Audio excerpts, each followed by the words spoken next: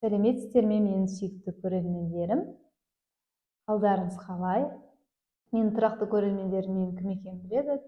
Танымайтын кісілерге таныстырып кетейін. Есімім Ұбос Леспекқызы, кардиолог-диагноз дәрігер. Бүгінгі тақырып жиі кездесетін аритмиялардың бірі жүрекше жыбылықтауы. Ғылыми тілде фибрилляция предсердия, басқаша мерцательная аритмия деп аталады.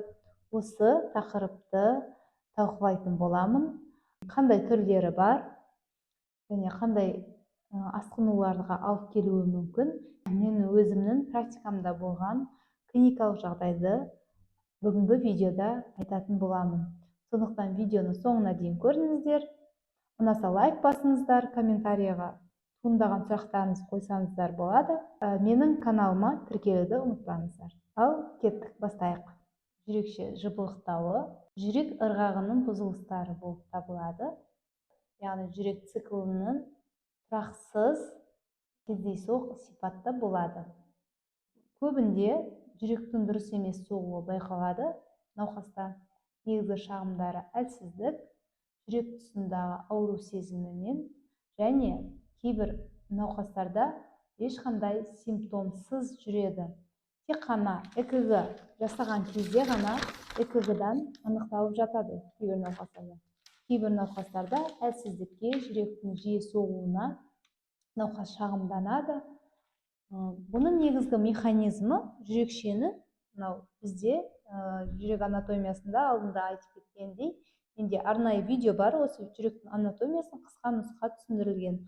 Сол кезде айтып өткендей, жүрекшеде қалыпты жағдайда жүректе синустық түйіннен импульс таралады, атриовентрикулярлы түйінге дейін таралу керек.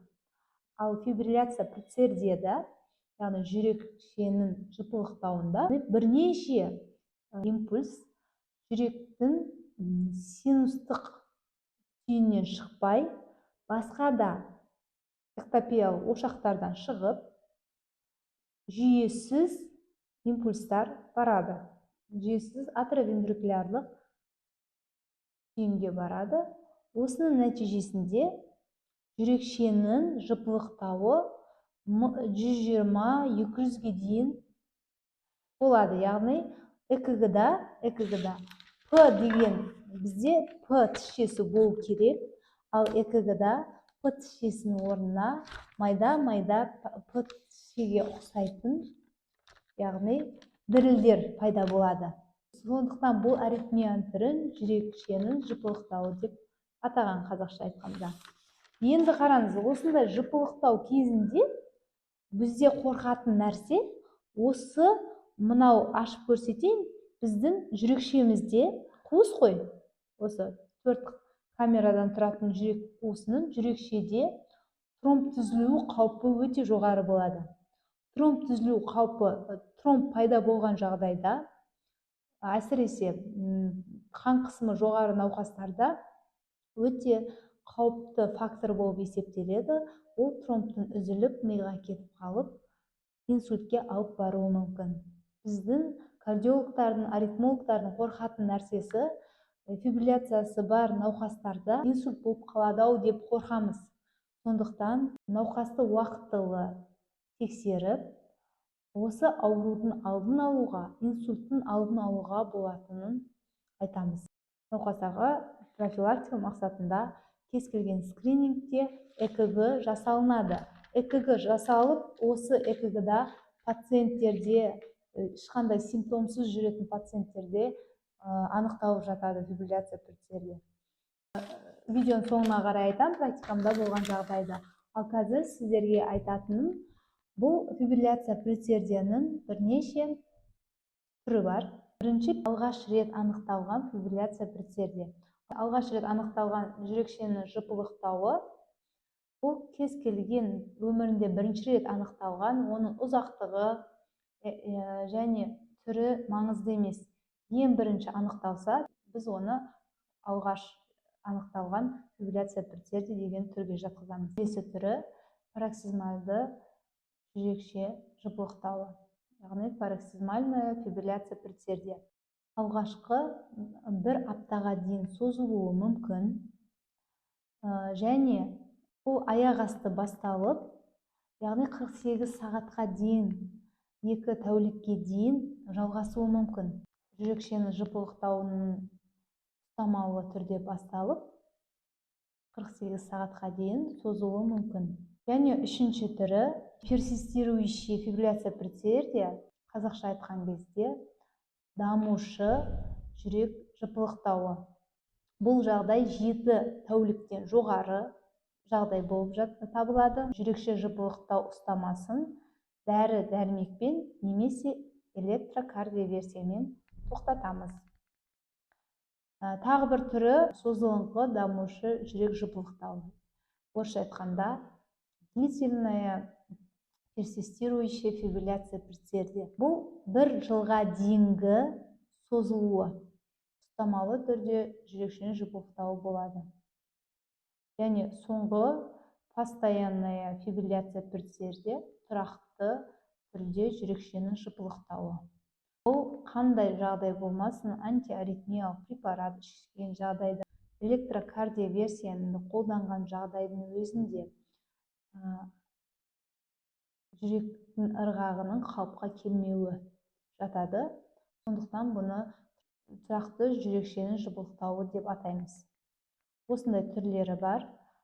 Түрлерін анықтайтын кардиолог дәрігер немесе аритмолог дәрігер, егер сіздерде осындай симптомдар, жоғарыда айтып кеткендей симптомдар байқалса, жүрегіңіз дұрыс емес соғуы, жүрек тұсындағы ауру сезімі, әлсіздік, бас айналу, пульсіңіздің дұрыс емес соғуын кейбір адамдар сезбеуі мүмкін.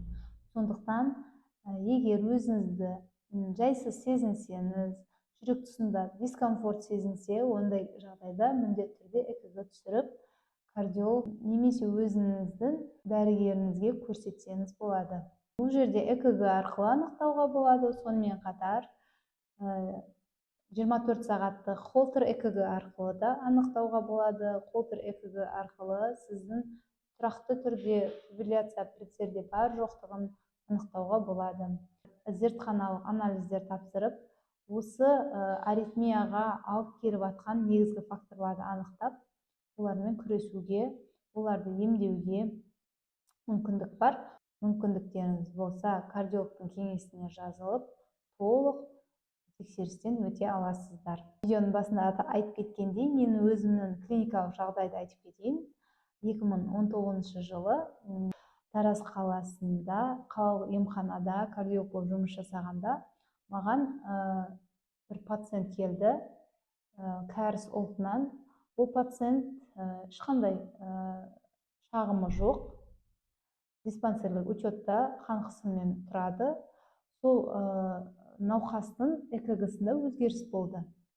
ЭКГ-сында өзгеріс жаңағы жыпылықтаушы аритмиямыз, яғни жүрекше жыпылықтауы фибрилляция предсердия анықталды.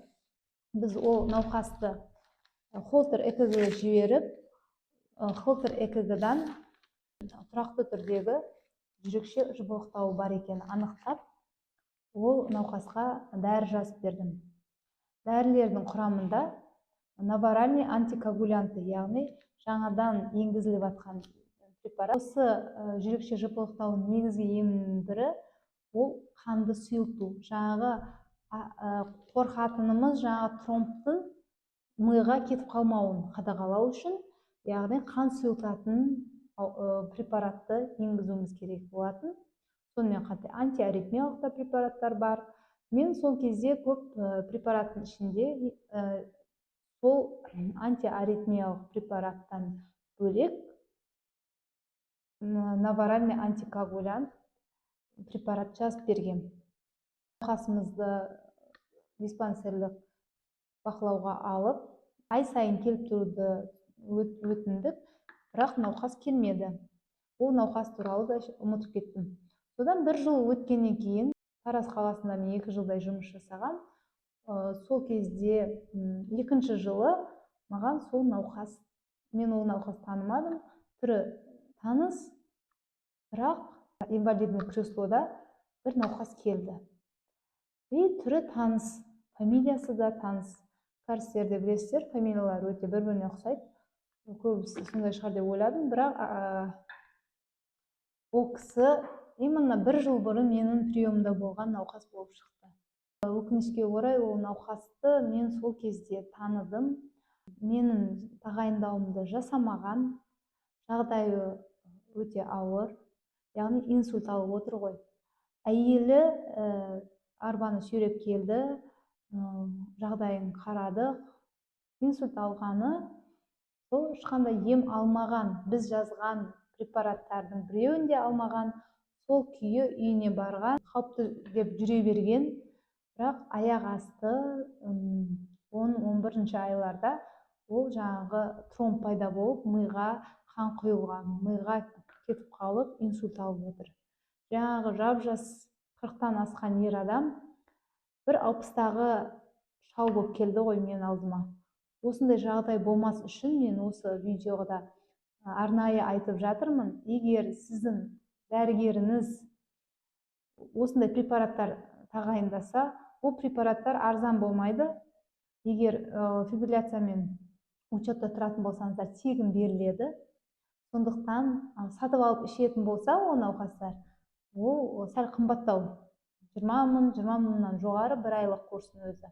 Сондықтан мемлекет оны тегін дәрілерге қосқан. Егер дәрігер, кардиолог болсын, аритмолог болсын, сондай препараттар, новоральный антикоагулянттар тағайындаса, міндетті түрде ішу керек. Бей-жай қарамау керек. Тағайындауға бей-жай қарамау керек. Препаратты еркенен жазбайды. Науқастың өмірін сақтау, жаңағыдай жағдайларға алып бармау мақсатында осы препараттар жазады. Сондықтан өз денсаулықтарыңызға өте мән берулеріңіз керек. Осы видеоға, осы историяны айтып отырғаным басқа адамдарға да сабақ болсын деп айтып отырмын. Сондықтан егер сіздердің жақындарыңыз, туысқандарыңызда фибрилляция предсердиясы бар, постоянная форма болсын, басқа түрі болсын, міндетті түрде мұқият дәрігердің бақылауында болған дұрыс. Бұл өлім-жітімді де азайтады, және жаңағы мүгедектікті де азайтады. Сондықтан бүгінгі видеом сіздерге пайдалы болды деген үміттемін. Лайк басуды ұмытпаңыздар, каналыма тіркеліп кетіңіздер. Бұдан бөлек те көптеген видеолар түсіргем осы күнге дейін. Оларды да көріңіздер. Сұрақтарыңыз туындаса, міндетті түрде комментарийға жазыңыздар. Ал кардиологтың кеңесі керек болатын болса, менің каналымда WhatsApp нөмері жұмыс жасап тұр, ссылкасы. Соған жазыңыздар, жазылып онлайн немесе офлайн консультация алсаңыздар болады.